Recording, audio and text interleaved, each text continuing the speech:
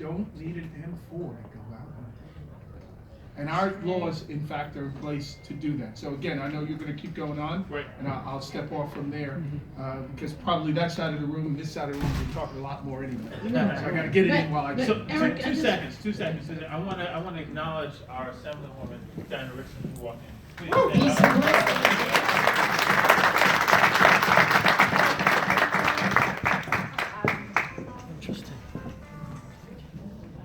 Good afternoon, everyone. There's a lot of lipstick on the mic, so that's to tell you this has been a busy room today.